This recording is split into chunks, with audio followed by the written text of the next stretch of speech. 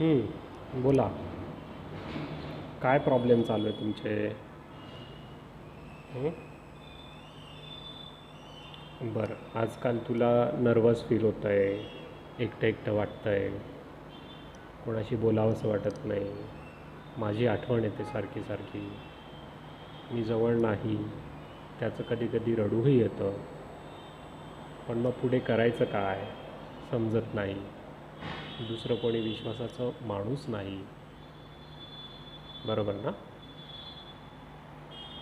मग मला बिनधास्त फोन करायचा, मेसेज करायचा.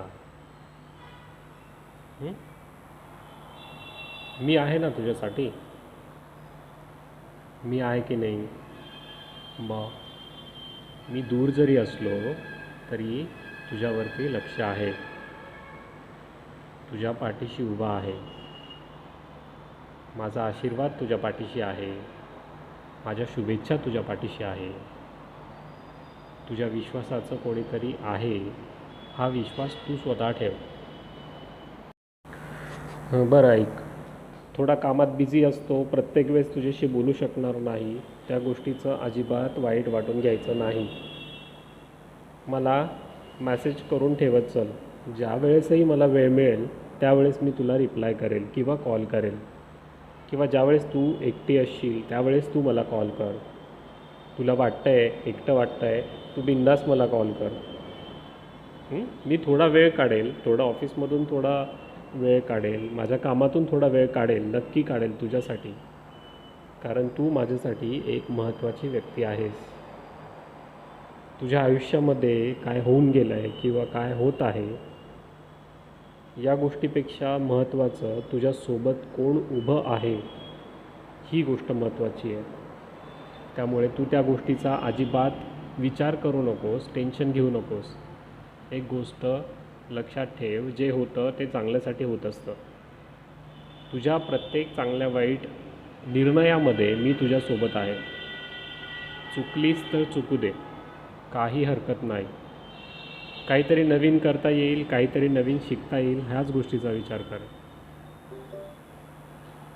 आज तुझ्यासोबत मी असायला हवं होतं असं तुला ज्यावेळेस वाटतं त्यावेळेस मी तुझ्यासोबत नाही हे तुला वाटणं चुकीचं आहे. मी नेहमीच तुझ्यासोबत असतो, मी नेहमीच तुझ्यासोबत असतो, तुझ्या पाठीशी असतो.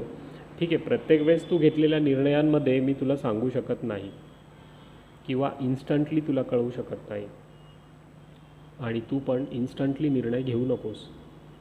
थोडा विचार कर, माझ्याशी बोल, तुझे सगळे प्रॉब्लेम्स सॉल्व होणार आहेत. आणि ज्या ठिकाणी प्रॉब्लेम असतो, ज्या ठिकाणी प्रॉब्लेम येतो कुठल्याही गोष्टीचा, त्या ठिकाणी सोल्युशनसुद्धा असतंच. हे बघ, मी काय म्हटलं आहे, असतंच.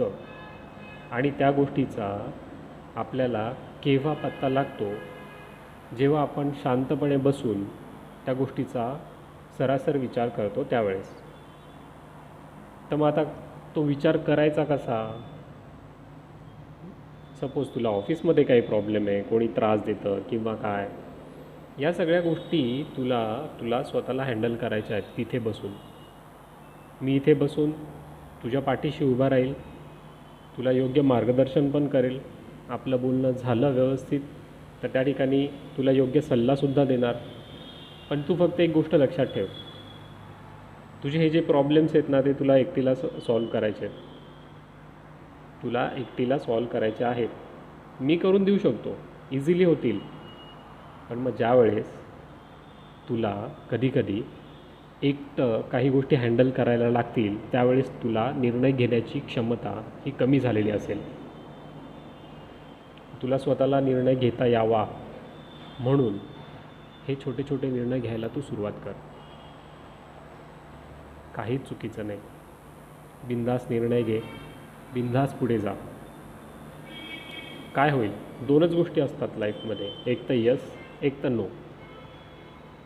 मग तुला त्यातून काय घ्यायचं आहे? एक तर होईल चांगली गोष्ट किंवा नाही होणार चांगली गोष्ट, हो की नाही? आपल्या आयुष्यामध्ये चांगल्या वाईट ह्या गोष्टी चालूच असतात. त्यातूनच अनुभव आपल्याला चांगल्या वाईट गोष्टींचा आपल्याला आपलं आयुष्य जगण्याची कला शिकवत असतो. सो शिक. त्याबद्दलसुद्धा तू स्वतःही विचार कर. या ठिकाणी मी काय करायला हवं होतं. एखादी व्यक्ती ज्यावेळेस आपल्याशी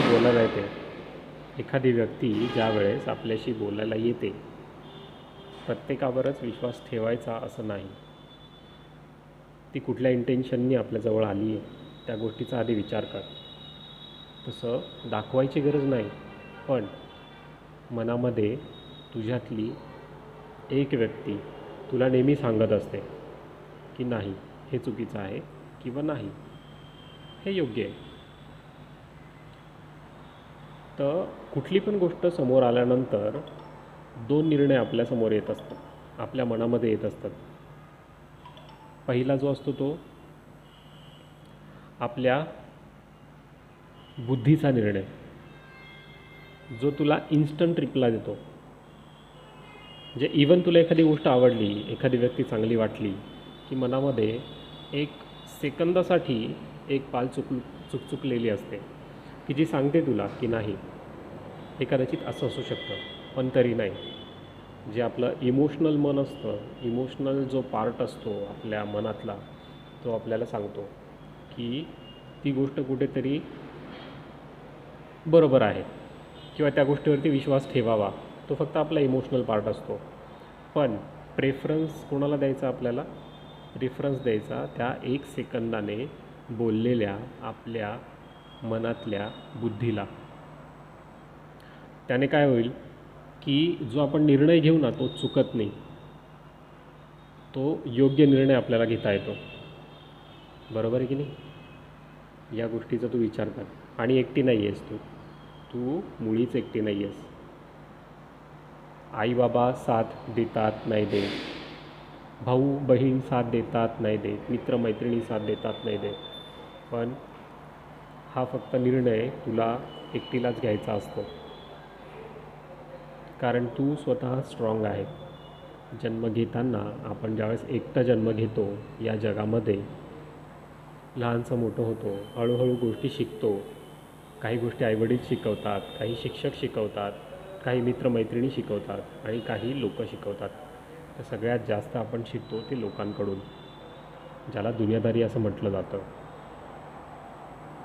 तर ती गोष्ट फक्त अनुभवातूनच शिकायची नसते, ती आपण स्वतः विचार करून, ऑब्झर्वेशन करून शिकायची असते. तर तू फक्त ती गोष्ट लक्षात ठेव आणि तशी वाग. इन्स्टंट कोणालाही रिप्लाय द्यायचा नाही. त्या गोष्टीवर ॲटलिस्ट 2-5 सेकंद विचार कर, मग त्यांना रिप्लाय दे. किंवा नंतर सांगते, थोडा वेळ घे असं म्हणून पण सांगितलंस तरी काही कोणी कुठे जात नाही.